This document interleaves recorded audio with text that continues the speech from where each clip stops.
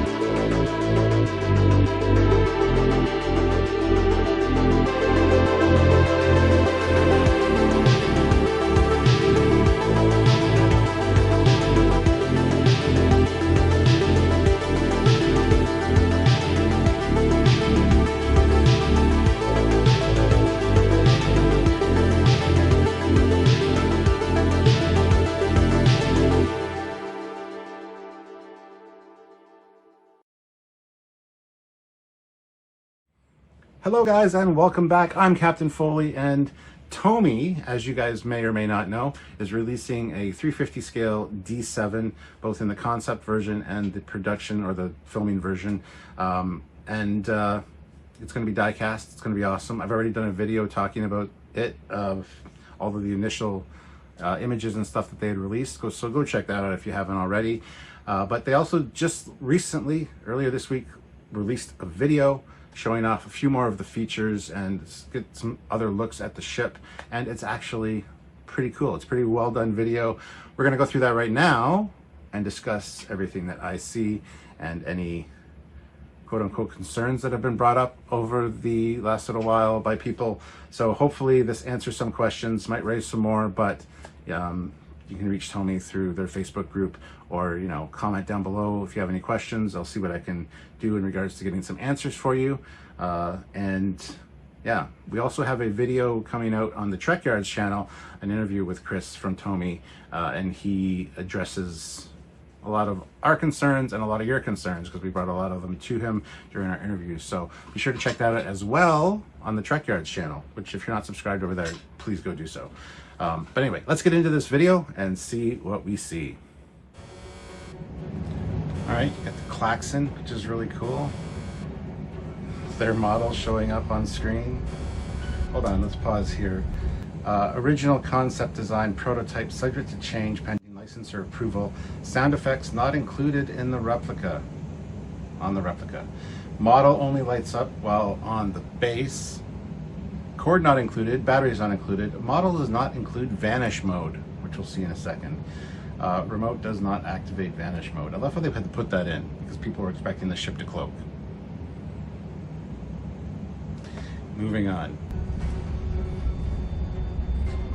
Great shots of the model. You can see the seam lines, but I mean, they can't get around that with die cast, unfortunately. There's the shuttle launching, and the bay is open there and it's lit up. Apparently the light up bay is going to be a little more prominent, and you can have it with the shuttle bay door closed or open. That's something that I've since heard, so that's a good thing. But the shuttles are very cool design. I believe those were designed by Matt Cushman, who is amazing, if you don't know Matt Cushman. So that's something really cool. Here you see it flying out. pushing the button cloaks the ship, but it doesn't because of earlier. Alright, so pausing it there real quick. This is of course the concept version because you got the lighter or the bluish greenish lower hull area colored. So that's cool. Let's hit play. Seize it now or be forgotten. Dishonorable of you. Introducing the Klingon 350 scale Tinga, or D7, sorry, D7. Pausing it here, featuring 3 remote control lighting effects. Classic TV mode, mode 2, which I think has blinkies and such, which you can have on or off, and then mode 3. It's hard to glean from this what's going on there, but I know the deflector or the sensor thing on the front, which is also a weapon depending on how you look at it, even though in TOS it was strictly a deflector. I think they're going to have different lighting modes for that, so you can choose, but and it looks like it could be a deflector or a sensor of some kind, so that's very cool.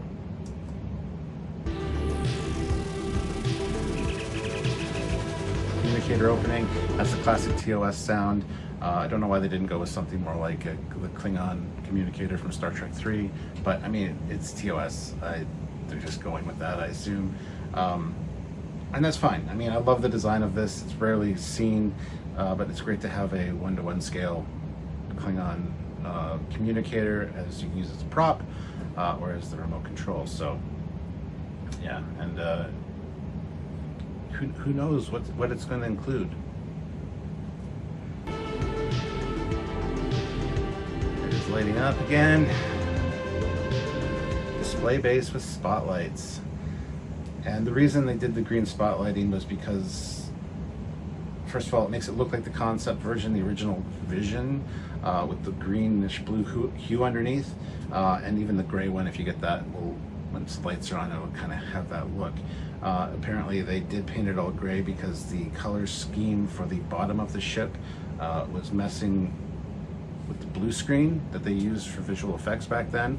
So they made it all gray and they lit it from the bottom to have kind of a greenish tinge to it. So that's one of the reasons that people are getting confused. They think that the concept version doesn't actually exist. It was never painted that way. That's just how it was lit. And the answer is yes. It's both correct and incorrect to assume that. So it's really quite interesting that they managed to do that. So no matter which one you get, you'll have that kind of green underlight glow. So, all right, moving on. USB-C powered, of course. 26 inches long, die-cast and plastic construction. So it's not all die-cast. There's the detailed shuttle bay. It slides off. You got the 2 shuttles in there, which look great. They have it very indicative of the bird of prey with the wing and the wing-mounted guns. And it also invokes Matt Jeffries' original concept shuttle design, as I talked about in my first video. So that's also very cool. Gotta love the shuttles. I think you just get 2 of them though. There's the 2 variants to collect. You can see the more greenish, bluish tinge on the leading edge of the secondary hull, as well as the underside of the top one there, which is probably the one I will go for. There's more lighting. You got the impulse engine, you got the lighting in the shuttle bay. And then claim glory and victory. That's not what that says on the ship, just saying.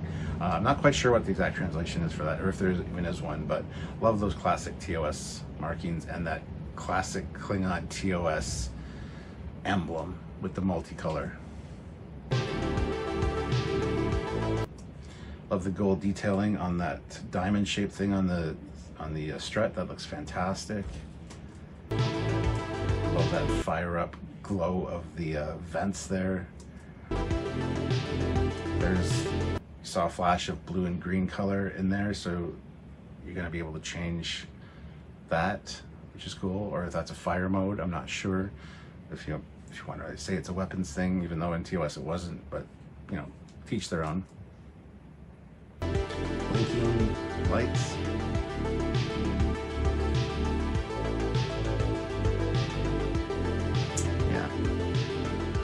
edition. Featured now, Star Trek. And of course, the Tomy Plus. That's great. So yeah, so there you have it, guys. A more detailed look, kind of, at the Tomy D7, which is going live, I think, this Friday or the Saturday when STLV starts. So if you're interested, go check it out, pick one up. I, of course, am interested. We do have a interview with Chris Huseman. I always get his name wrong. But anyway, with Chris talking about this, which will be on the Trekyards page, Trekyards channel. So go check that out as well. He gives a lot of like good in-depth behind the scenes stuff on this. But I just wanted to address this video real quick because this came out earlier this week, and I was excited to see it because it showed off a few more things that I had kind of talked about or speculated on in our first video. So, or sorry, my first video. So anyway, if you haven't checked that out, go check that out as well. But yeah, I'm excited for this thing. It's going to be a blast, and you know, I want to hear your thoughts and comments down below. Anything you see that you don't like, or which version of it will you be getting? I want to hear about all that, so please let me know in the comments section, and share this video around. If you have any questions for Tomy, you can reach them at their Facebook group, the Tomy's Collectors group. They definitely answer questions. So guys, please like this video, subscribe to this channel as well as the Trekyards channel. If you haven't checked out the video over on Trekyards from Chris, the interview, it'll be released in a day or so, so please check that out. And if you're at STLV, make sure to go check out this video, make sure to go check out this ship, which will be there. Oh my God. So anyway, thank you so much for watching. Like I said, subscribe to this channel as well as the Trekyards channel. Don't miss any content over there if you're a huge Star Trek fan, which I assume you are, being here right now. And also check out another video from me right over here. And until next time, guys, I'm Captain Foley, signing off. Bye, everybody.